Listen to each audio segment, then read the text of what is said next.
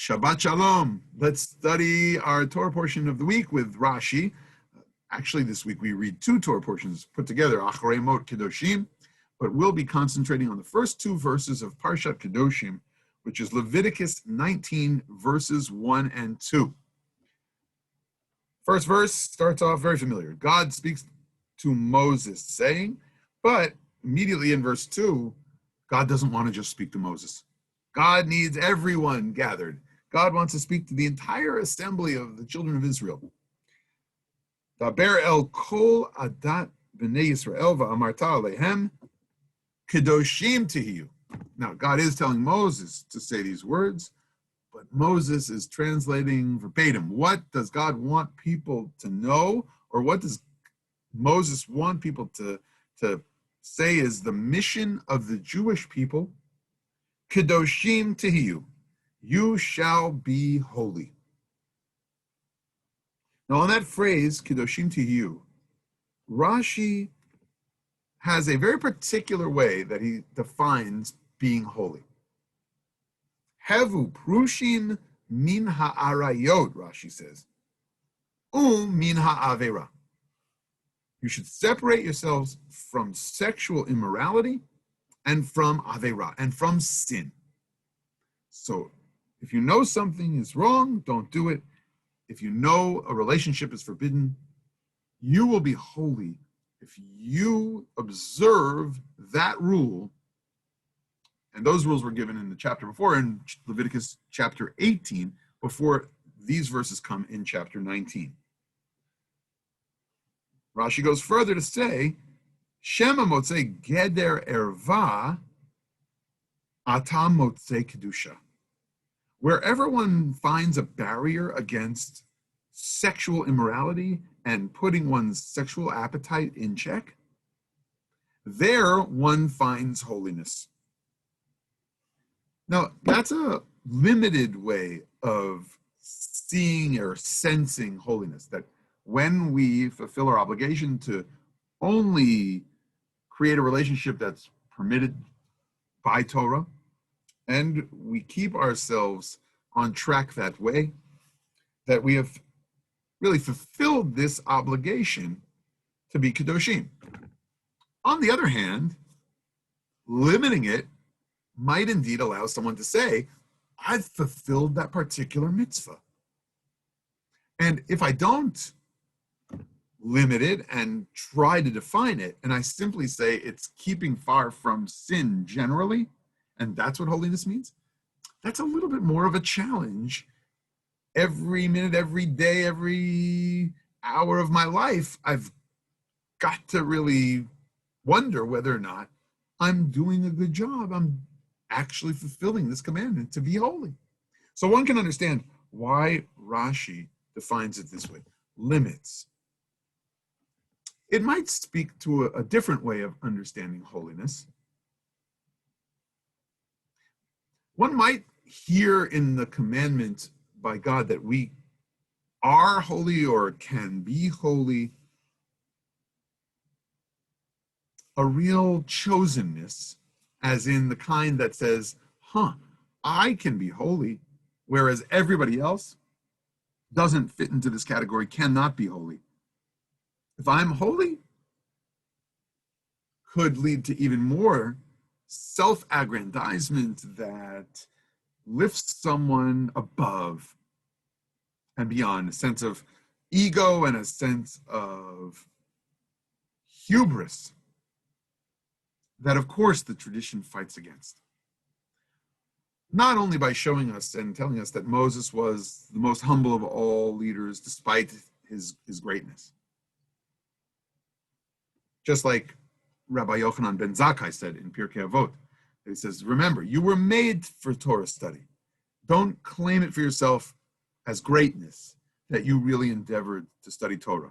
And by the way, he could have really said, as my chavruta, my friend, my colleague, Rabbi Skydel taught this week in a Pirkei Avot that he recited in a celebration of a bar mitzvah that we had here at Or Zarua this week, of a young man who really aced it all and could have said, yes, look at me. But no, he was very humble.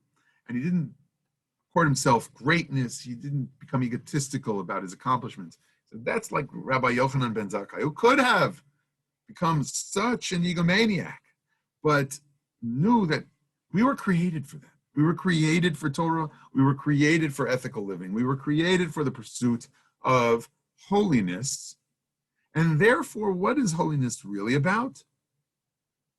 Not exceptionalism, but deeper humility than humility itself.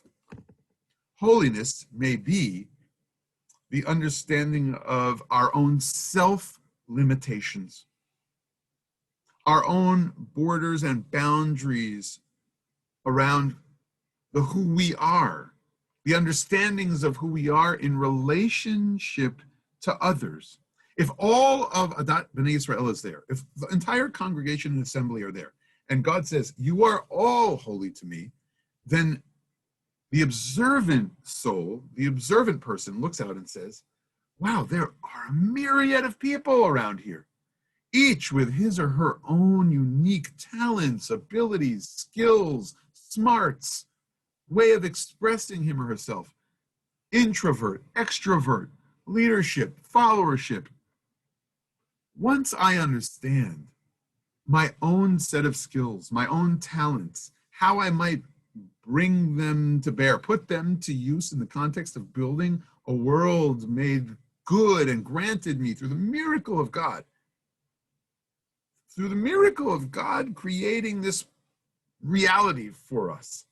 Once I humble myself and see myself in relationship to others, given my strengths, realizing my own limits, thinking not of myself as the expert in every field I have an opinion about, but as a listener or a teller and a creator of the story and the facts on the ground, when I know that I have the expertise and I'm willing to take on the leadership responsibility. If I know my place within the entire Adat B'nai Israel, within the entire people of Israel, and for that matter, my place in the world, in my society, in my community, when I recognize that, then I can fulfill the important commandment of becoming holy. It's not self-aggrandizement. It's self-realization with a deep measure of humility.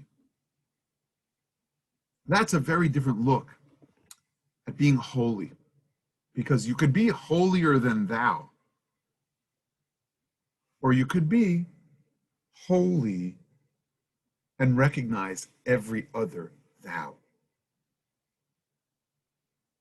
With that, we must mention the kind of humility that's at the core of Martin Buber's philosophical outlook in I and Thou. When I want to be in relationship with others, I sense the grandeur and the wonder and the mystery of life. And then I can not only be in relationship with every other and humanize them, I can even achieve this relationship with my Creator, the horizontal and the vertical, all working together.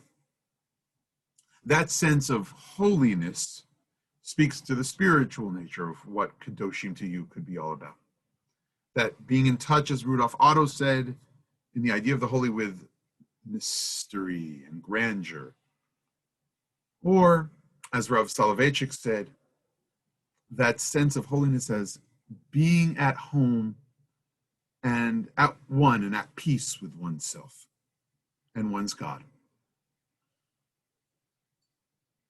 That is the teaching of our Torah at the beginning of Parshat Kedoshim, and how we can grapple a little with what Rashi taught us about limiting the idea of holiness in order to achieve it.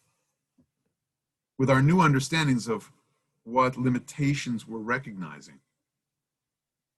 Yes, I do believe that we can too achieve this idea, this mitzvah of being holy as God taught us through Moses. Kedoshim tihiyu, you shall be holy.